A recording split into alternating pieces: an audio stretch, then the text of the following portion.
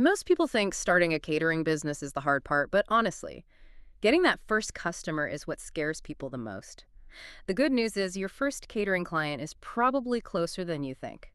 Ugh. In this episode, I'm walking you through real-world ways beginners are booking catering jobs even without a website, huge kitchen, or years of experience. Yeah, that really is that's the core of it, isn't it? That initial fear. Oh, absolutely.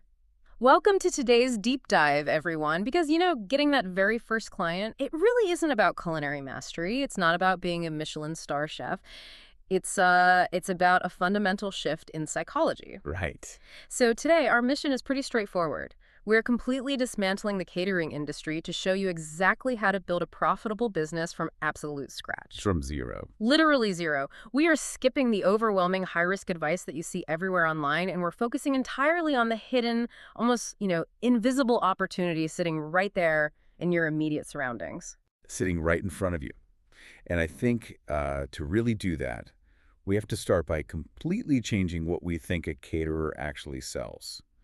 Because it's a massive mental roadblock. So what do you mean by that? What do they actually sell, if not food? Well, it's the single biggest hurdle for anyone entering this space, right? Mm-hmm. You spend all this time perfecting a recipe, agonizing over the spices, the plating, and you convince yourself that you are in the business of selling food. Which makes sense on paper. You're a cook. Exactly. But you are not. When you hand over a tray of sandwiches to a client, the food itself is arguably the least important part of the entire transaction. Wait, really? The least important. I mean it. What they are actually buying from you is convenience. They're buying reliability, professionalism, and honestly, most importantly, street relief. They are buying the absence of a headache. Okay, let's unpack this a bit because it reminds me of the classic hardware store analogy. Oh yeah, I love that one. You know the one. You don't go to the hardware store because you desperately want to own a quarter-inch drill bit. Right. You don't care about the bit. You go because you desperately need a quarter-inch hole in the wall. So applied to this, you aren't selling a sandwich platter. You're selling, like, a solution to a problem. Exactly. You are selling not having your boss yell at you for a ruined meeting. Let's look at the daily reality of, say, an office manager. Okay. They are tasked with organizing an easy lunch solution for a massive quarterly board meeting. The regional VP is flying in.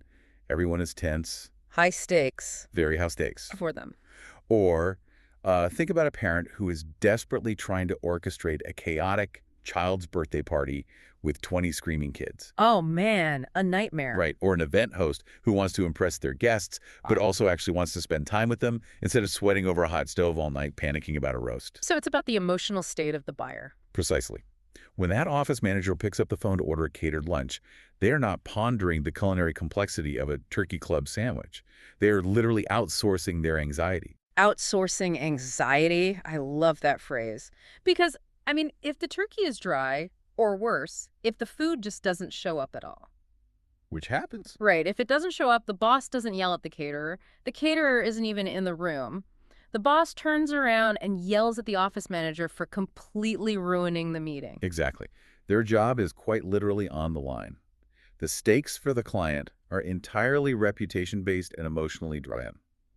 The office manager's competence is suddenly tied to whether or not you, the caterer, remembered to include vegetarian options, or if you remembered the serving tongs. Oh, the serving tongs. You drop off a beautiful salad and no way to pick it up. And suddenly it's a disaster. People are trying to scoop salad with plastic forks. The boss is annoyed. The office manager looks incompetent. So, as the caterer, you are essentially an insurance policy against disaster. Okay, that completely reframes it. Yeah, and for the parents throwing the party, they are buying the fleeting opportunity to actually watch their kid blow out the candles rather than frantically slicing pizzas in a messy kitchen. It's about buying time back. Yes.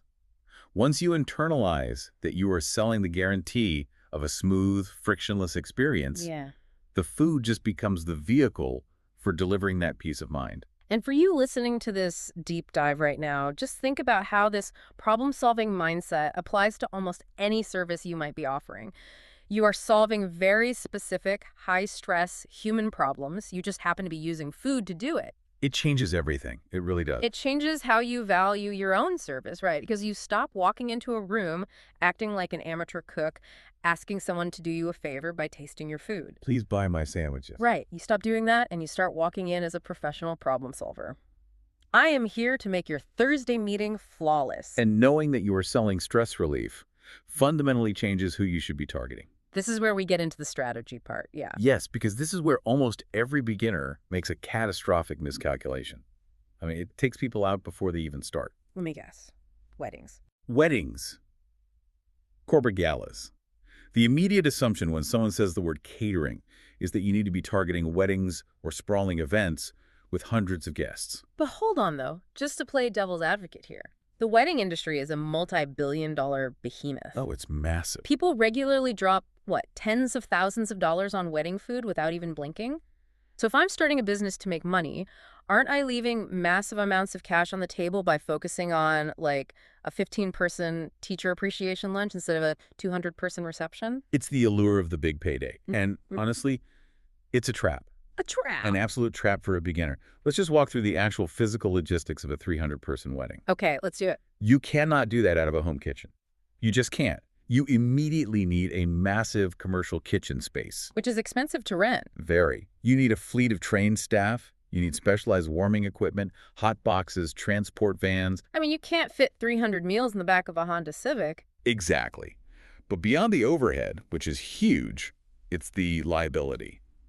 There is zero room for error. Ah, right. The anxiety thing again. Right. Think about it. If you get a flat tire and you are 45 minutes late to a Tuesday office lunch for 15 people, I mean, it's awkward. Yeah, they're hungry and maybe a bit grumpy. You apologize profusely. You might have to refund them the money, but life goes on. It's not the end of the world. Right. But if you are 45 minutes late serving a wedding dinner, Oh, boy. you have catastrophically ruined the most important, emotionally charged day of someone's life.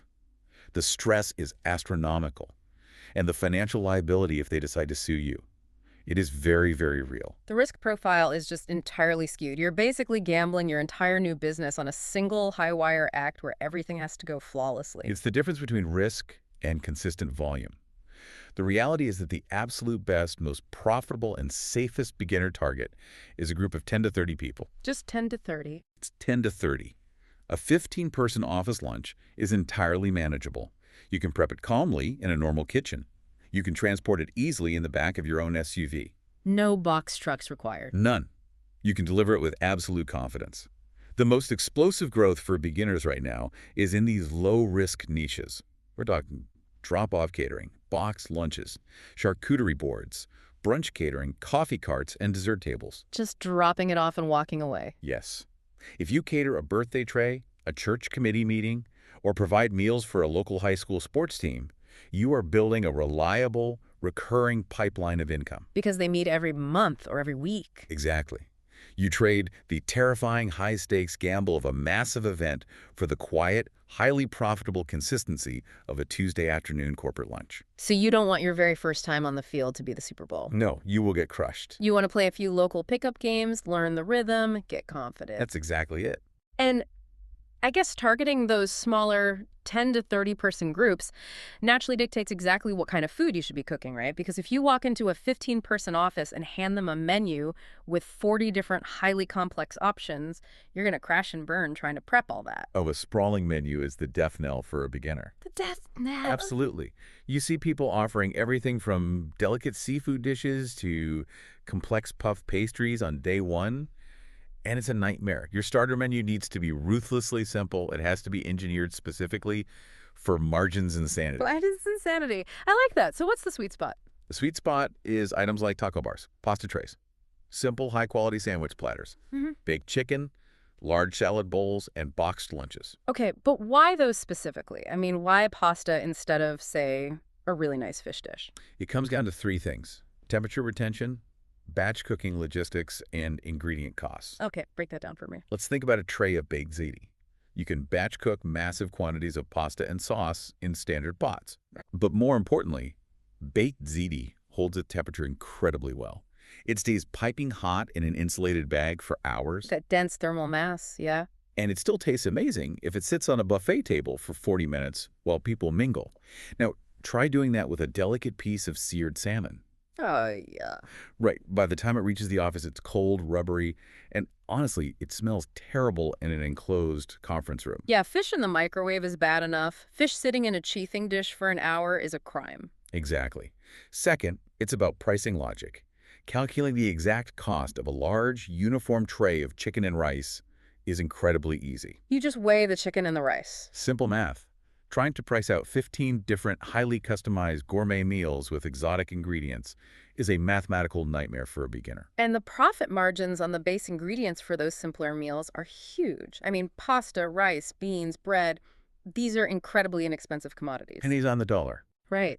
So when you prepare them beautifully and package them correctly, your return on investment is massive compared to buying, expensive cuts of steak or fresh seafood. Your margin on a taco bar is astronomical compared to a steak dinner. It reminds me of the menu strategy at restaurants. You go to a high-end, world-class steakhouse, and the menu fits on a single, elegant page. They do three things. They do three things, and they do them flawlessly. But you go to a massive 24-hour diner, and you get a 10-page laminated book, and you just know half the food comes out of a microwave. Or deep fryer, yeah. As a beginner, you want to be the steakhouse of taco bars. That is the perfect way to look at it. Be the steakhouse of taco bars. And, doing this solves a major psychological hurdle for the client, too. How so? Well, beginners often worry that a small menu makes them look amateurish. They think, if I only offer three things, will they think I'm not a real chef? I need to prove my culinary genius. Right. But what you are actually doing with a small menu is eliminating decision fatigue. Remember the office manager?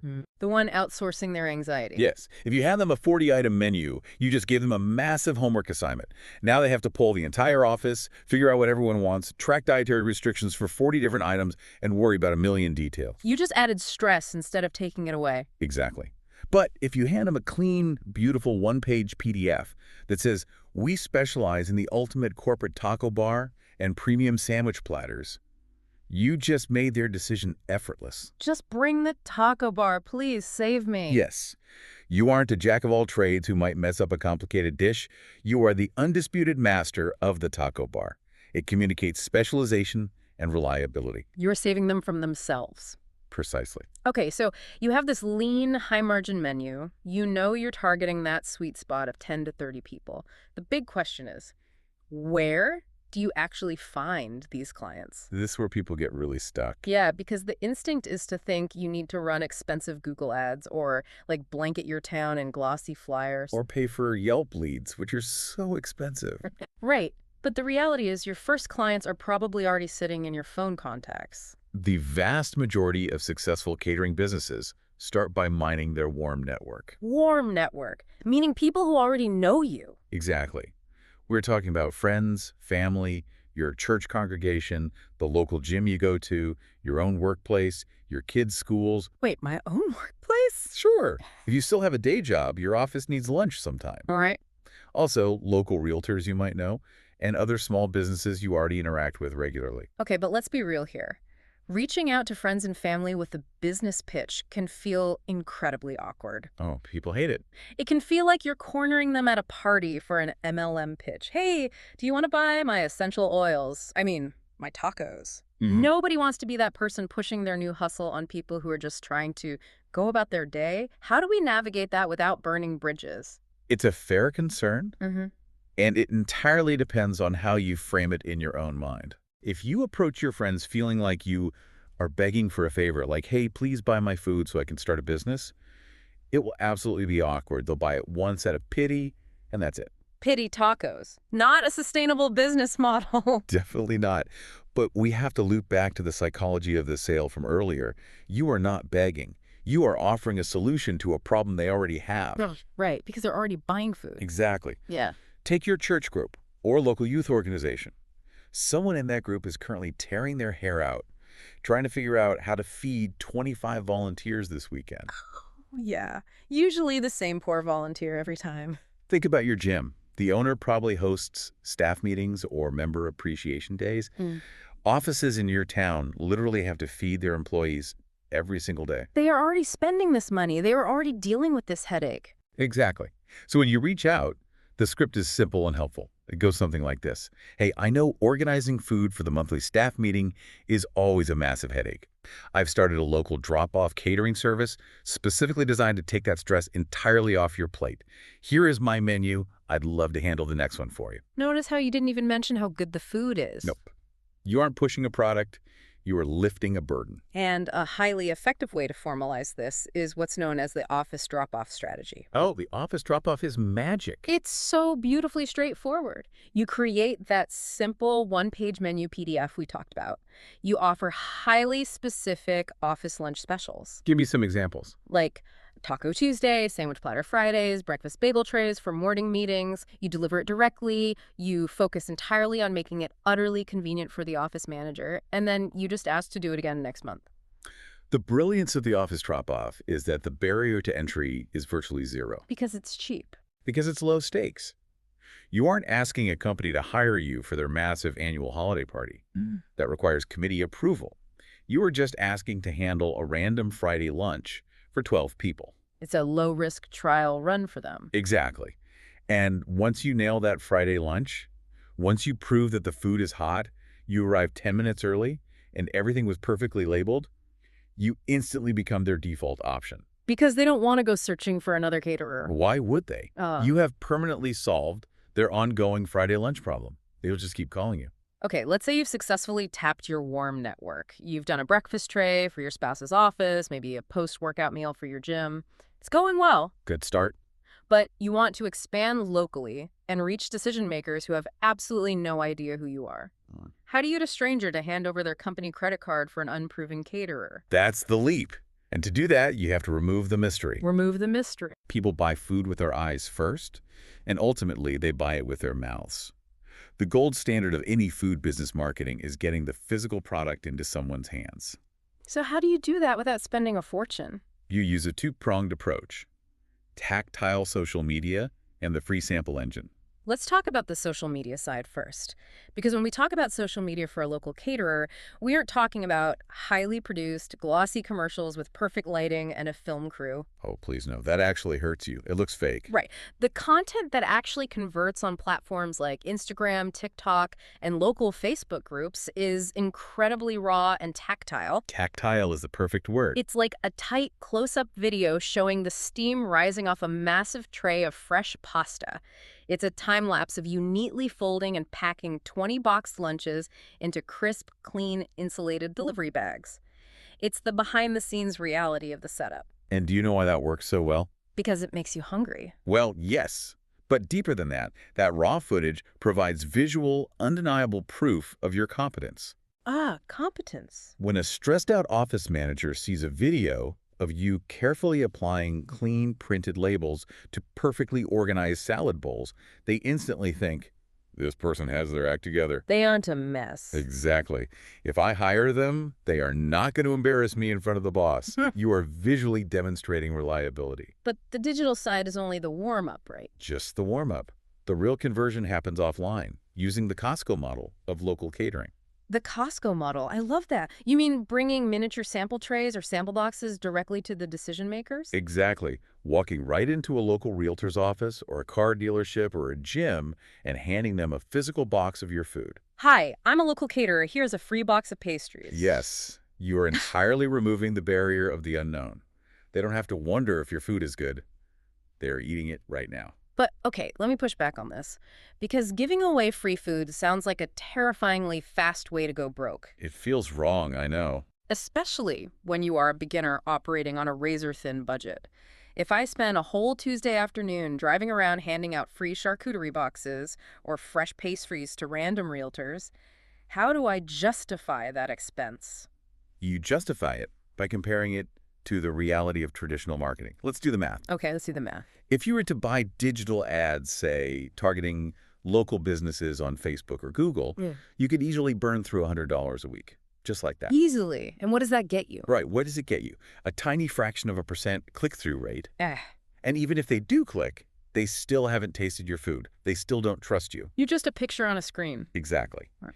Now, let's look at the sample box. You might invest $6 or $7 in actual raw ingredients to build a stunning, professional-looking mini tray of pastries or sandwiches. Right. $7. You take that $7 investment and you physically walk it into an office and place it directly on the desk of the person who controls the catering budget. You're bypassing the algorithm completely. You are guaranteeing a 100% engagement rate with your advertisement. They are going to look at it. They are going to feel the quality of your packaging. and they are going to experience your flavor. And people love free food. They do. And human psychology dictates a powerful sense of reciprocity when someone gives us something valuable for free. They feel like they owe you just a little bit. Or at the very least, they really like you. It is unequivocally the cheapest, highest converting marketing spend possible. You are not losing money on free food.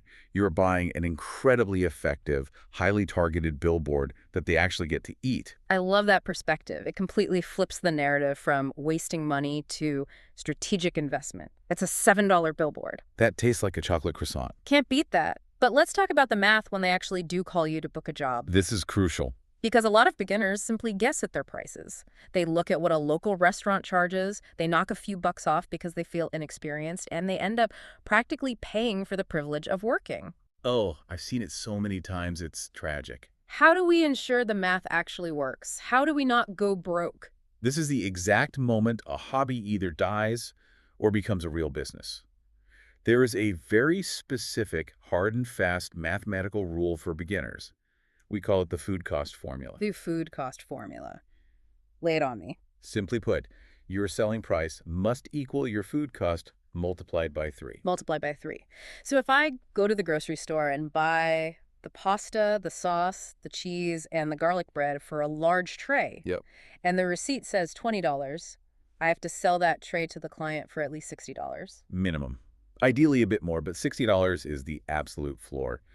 And it is absolutely vital to understand exactly why that multiplier exists. Because it sounds high to a beginner. It does. And because of that, beginners constantly try to undercut it. They think, oh, I'll just multiply by 2. That's fair. Right. I'm being nice. But that remaining $40, the two-thirds difference between the cost and the price, is not just pure glorious profit going straight into your bank account. Right. It's not just vacation money. No. That two-thirds has to absorb a mountain of invisible costs. Like what? It has to cover the 2 hours you spent shopping for the ingredients and prepping the kitchen. It covers the electricity and gas to cook it. And overhead. It covers the foil trays, the transport boxes, the mileage on your car to deliver it. And don't forget the hour you spend scrubbing burnt cheese out of pots afterward. That's labor. Your labor. Exactly. Only after all of those hidden costs are subtracted do you actually see your true profit margin.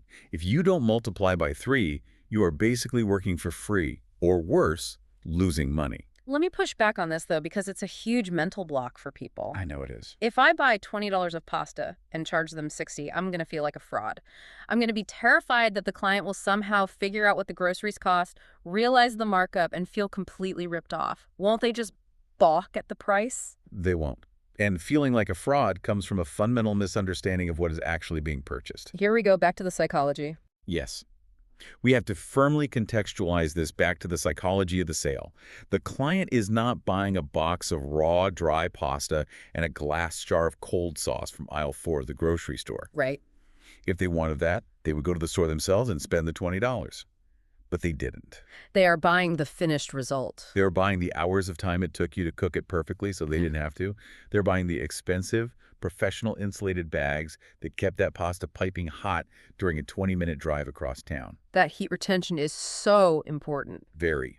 They're buying the sturdy, heavy-duty foil pans that won't collapse when someone scoops out a portion. Yep. And most importantly, they're buying the absolute guarantee that the food arrived exactly 15 minutes before the regional manager walked into the boardroom, completely stress-free. So they are paying for the service, not just the groceries. The presentation, the reliability, the heat retention, the sheer convenience that is the alchemy that transforms $20 of raw ingredients into a $60 professional service. And that transformation relies heavily on the physical packaging, doesn't it? Huge part of it. We touched on this with the social media videos, but packaging isn't just a container, it is a massive part of the product's actual presentation. It is the first thing they see. Right. If you show up with flimsy, generic foil pans with the word pasta scribbled on the lid in a half-dead Sharpie, I mean, you look like you're dropping off leftovers from a family picnic. Exactly.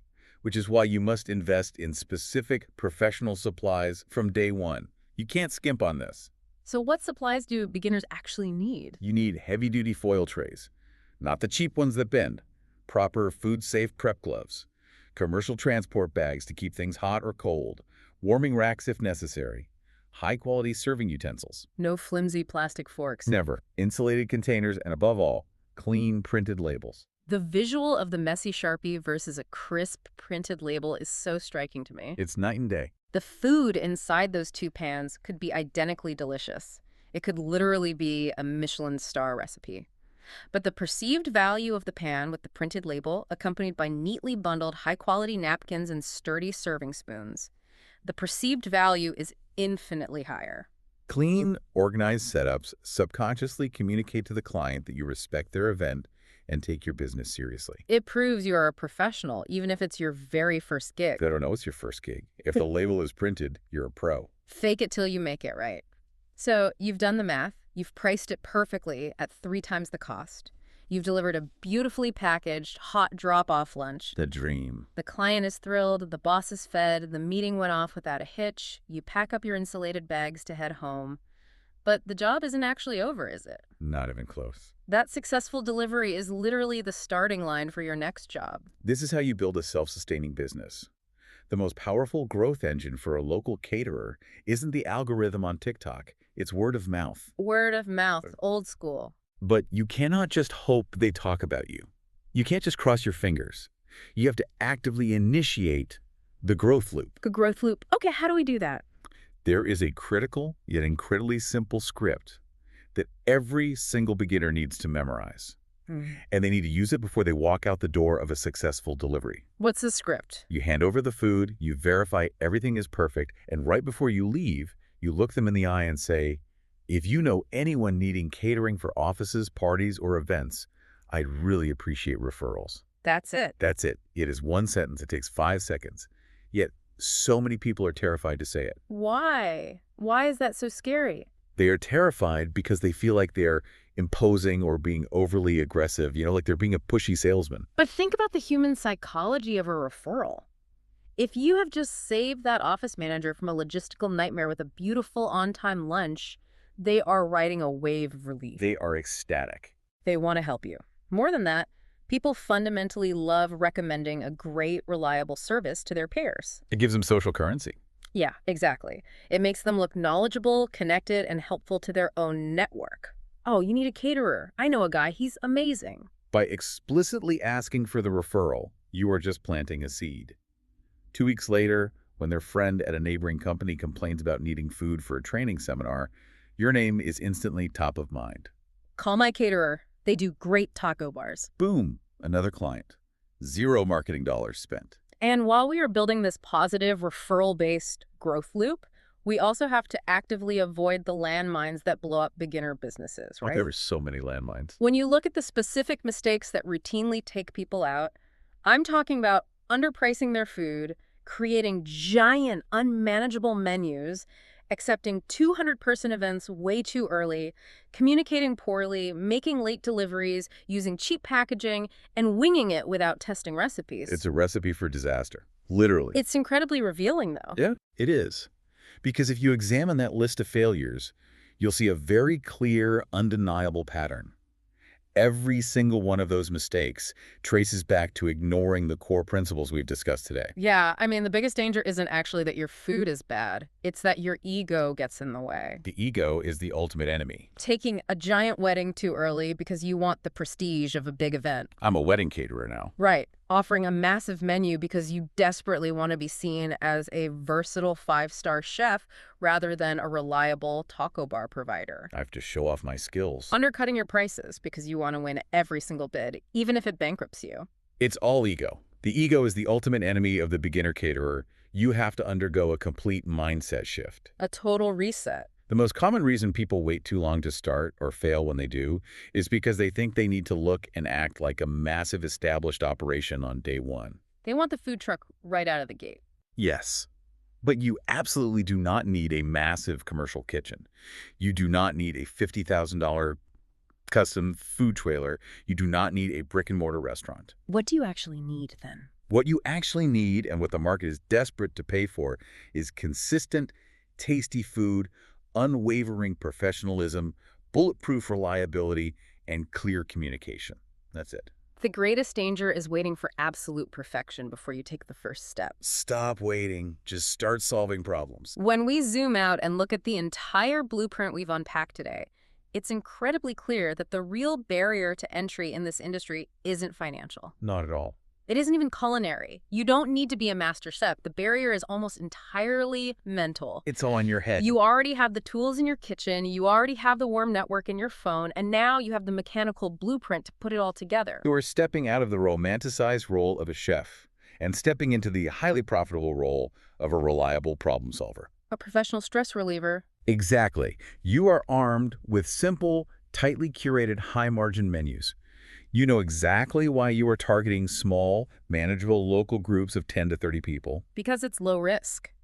You know how to leverage raw, tactile visuals on social media and strategic free sample bosses to definitively prove your worth to total strangers. The Costco model.